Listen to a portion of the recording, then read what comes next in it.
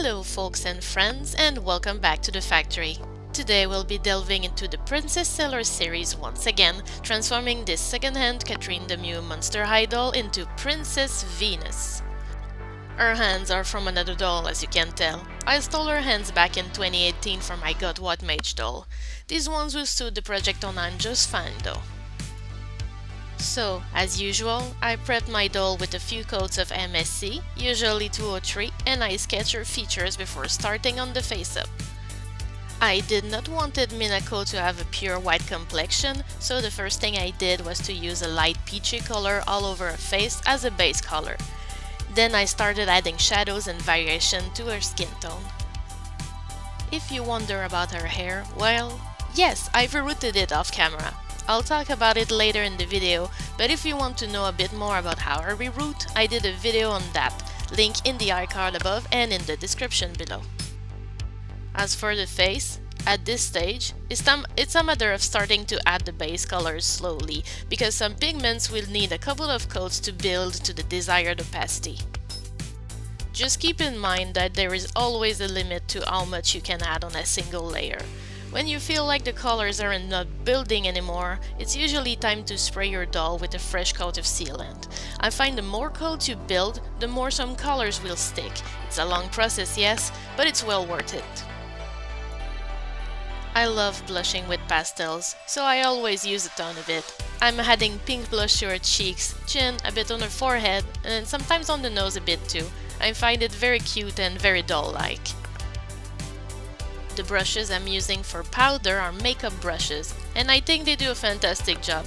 You can really find good ones and cheap ones in dollar stores often, so no need to spend crazy amounts.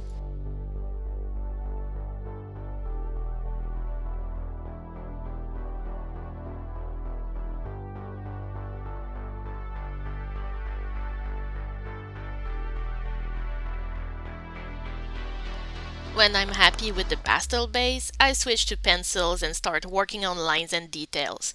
I use watercolor pencil for that, and I use them dry. I think it's a fantastic way to give you more control over what you do.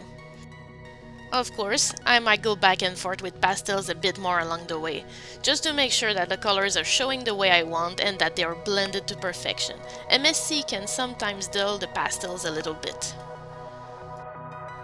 Sketching eyebrows is such an important step in my opinion, and doing them just right can really elevate a face-up.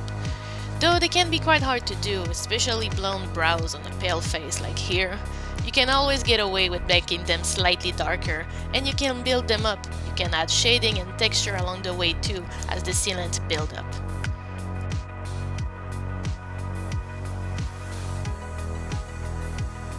White is always a hard color to use on faces. Catrine DeMew is a white base, so I had it cut out for me here, but don't hesitate to start building the eyes white early on other dolls. It's also really hard to find a good white sometimes, so if you can afford it, consider buying it as a single from a higher end brand like maybe Derwent, just to help you give an extra oomph. I'm giving her more blush here because I was not satisfied with the cheeks on Jupiter, and I don't want to repeat that mistake. The makeup I had in mind for her was a classic, wing liner and red lip.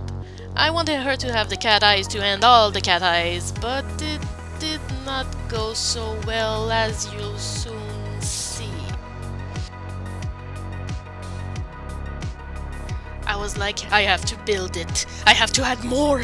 I need to sketch this. I need to smoke that. She's Venus, the goddess of beauty. She'll be painted for the gods, and that's what it is. And you know, she doesn't look half bad now, so I was not worried. Nope, not a single worry. But yeah, doing a smoky eye on a doll or on a human face is deceptively harder than we might think. Enunciation. Take your time, Sasha, and breathe.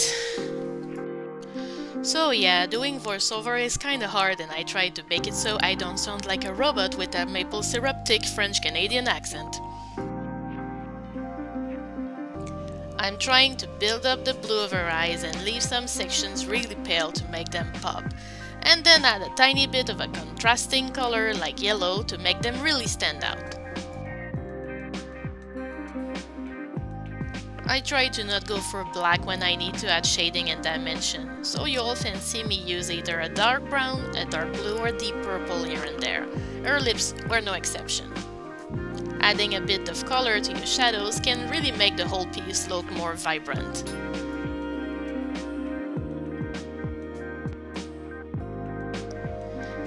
I go a little back and forth with the pencil sometimes to blend them into each other. You could also use a cotton swab. Some might wet the pencils, but I don't like doing that personally. So here goes the black, and this is where I'm going overboard. I usually try to add not too much of it, but I wanted a mother of all wings and, well...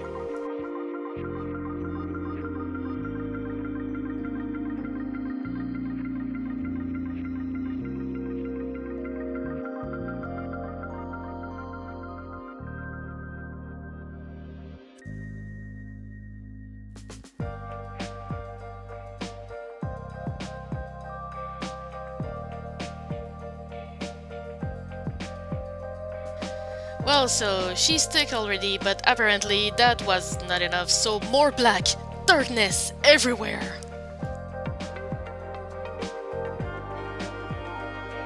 Well, I won't call it ugly, but you can clearly see that it's becoming muddy.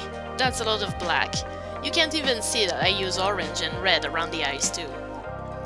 I finished with the paint and, I mean, she's not ugly, but I was not liking it one bit.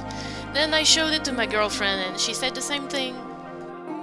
So yeah, I grabbed my acetone bottle and I removed absolutely everything and it's back at square one once again. There's a slight staining, but no matter, I'll work with it.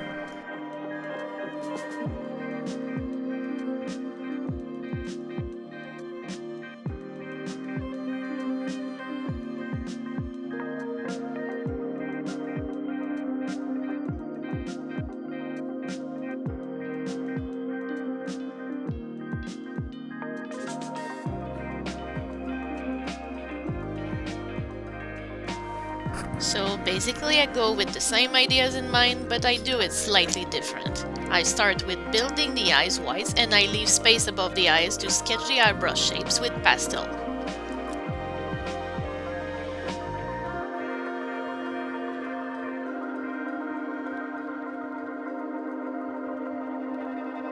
In times like these, a kneading eraser can truly be your best friend.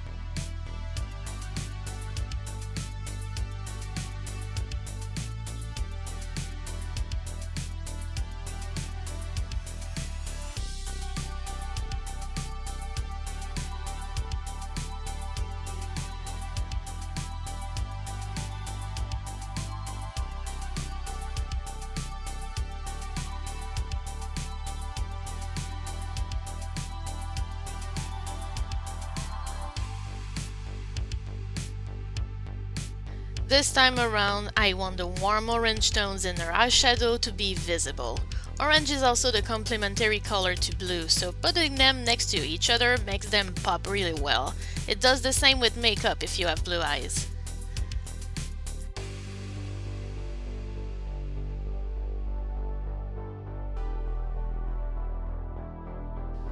That big white pencil there is a pastel pencil by Derwent, and I could not live without it. It's pigmented, it blends well, I highly recommend.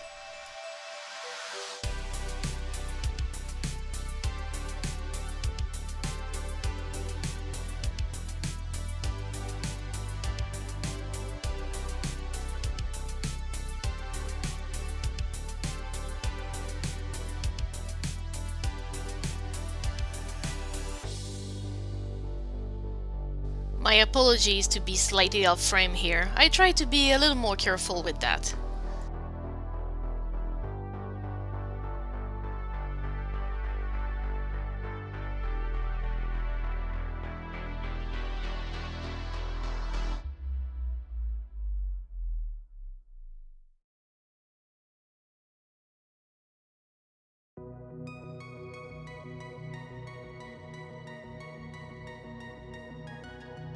You might notice that I keep the darkest part of the eyeshadow up.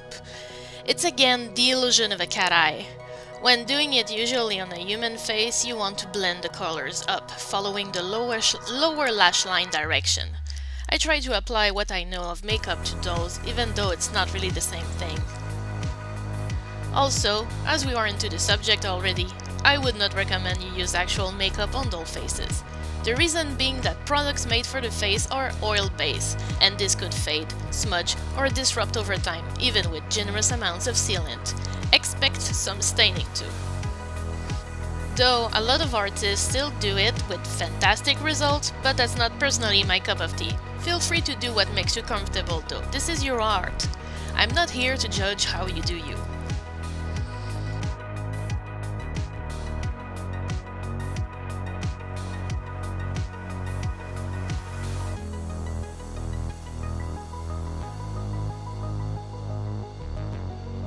You can see here that I'm starting to sketch her lashes, which is something I usually do near the end. The colors are popping and I think it looks way better and cleaner like that.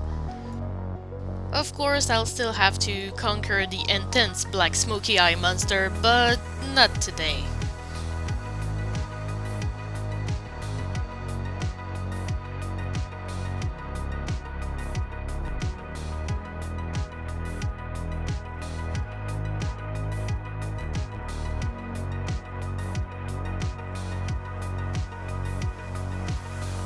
Alright, now that I'm done with powders and pencils, it's time for a bit of paint. I use watered down white acrylic paint and a tiny nail hard brush to add texture to the brows, sometimes on the lips too, and bring details like the lashes out. Of course, I do a couple of cast lights into the eyes as well.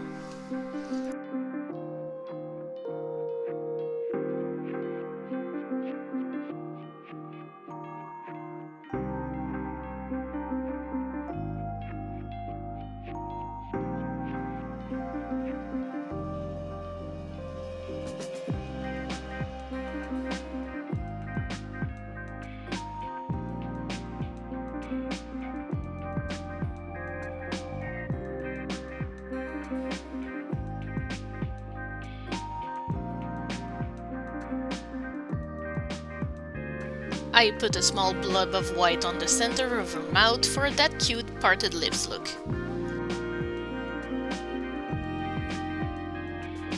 I then added a tiny bit of black to define the eyes, and that's her face all done. The Venus symbol on her forehead is also painted in gold.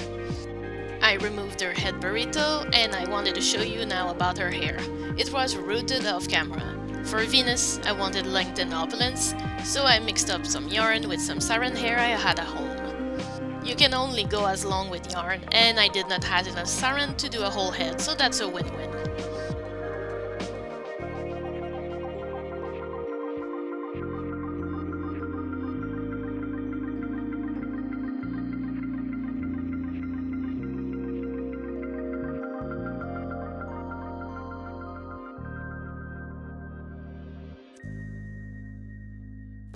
Catrine DeMew also has cat ears, and of course I sliced them off. I want to show you how I rerouted around them. Just be careful though to plug those holes when you put glue in to hold her hair. You don't want it to escape and get stuck on the head. Of course, there are various ways to deal with holes like this. You can plug the holes with craft foam, hot glue, or even Warbler. You can even still reroute through certain materials. You could also use wefts to cover the holes, which was my original plan, but I ended up not needing to do so.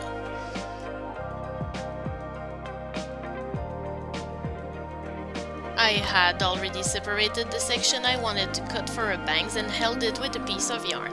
I'm going to use an eyebrow razor to cut them instead of going in with scissors. I did not want her bangs to be super straight and blunt.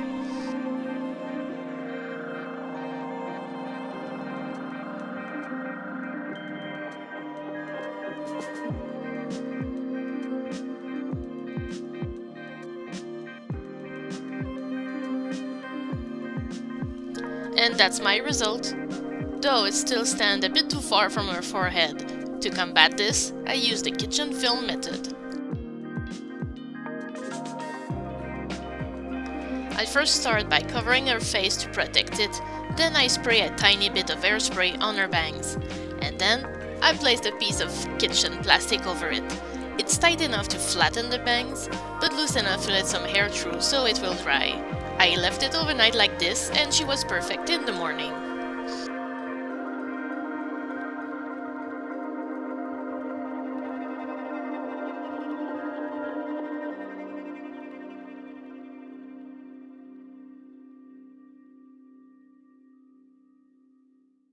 The reason why I use yarn to hold sections of yarn-made hair is because it doesn't crease as badly as it would with a tight rubber band around it.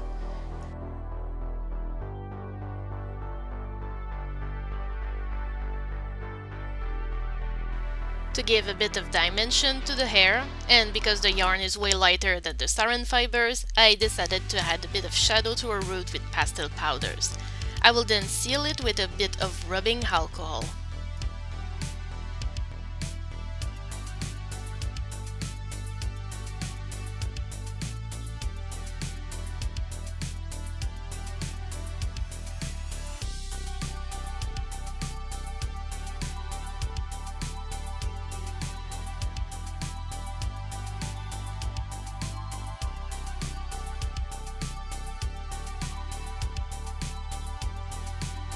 I pulled some sections of her hair back to create the iconic Minako look, and then I made a cute bow with a vibrant orange ribbon to adorn it. Now let's move to her outfit. I really did not add much in yellows or oranges. And I like using embroidered tulle, but none of what I had really matched. I was thinking that maybe sewing that tan colored tulle on top of a scrap of yellow fabric could create a nice effect. I had a deep burnt orange shawl with sparkles on it that I could use. I also had velvet, but it felt too thick of a fabric. Then I also found this long chain of pearls that I think could represent a weapon, the Venus chain. And with that in mind, I started sewing. The tulle I had a very delicate embroidered detail, and I thought this shape would look lovely against the bust. The shawl was pretty but delicate, so I made sure that I used fray check on its raw edges before anything else was done. Then I gathered it and sewed it upside down with the good sides facing on the piece I had selected for the top of the dress. To add details and texture, I selected that tan colored lace for the bottom of the skirt, and I thought that a nice golden detailed ribbon would look nice in between. Ultimately, I picked a smaller ribbon and I added some gemstones on the bottom. All that was left then was to sew the back close and prepare embroidery thread to sew it on the doll. Like with Jupiter, the dress was a little see-through, so I cut a circle of black tulle to act as an underskirt. Now, before we can process with the outfit, we need to address this floppy leg situation right there. The joints bent properly, but her hips were very loose on the sides. To help them, I added friction. I slid small elastics in the crack of her hips. I used 2 in total, and it gave her what she needed to be able to stand on her own with minimal support. Now that this has been taken care of, I can start sanding her body to be able to blush it the same way I did her face. And that's the dress on the body. I really love it, and my favorite part has definitely to be the top. She was still missing shoes, so I grabbed a pair from my stock box and I simply repainted them with the same color scheme that I used on her outfit.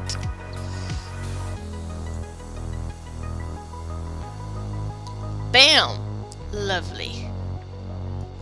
The last thing that she's missing now is her gloves. I want them all to have some.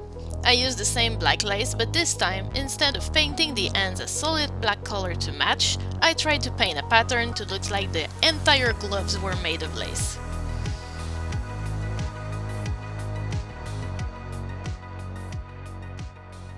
And that, folks and friends, concludes the making of Princess Venus. Are you ready to see the final doll?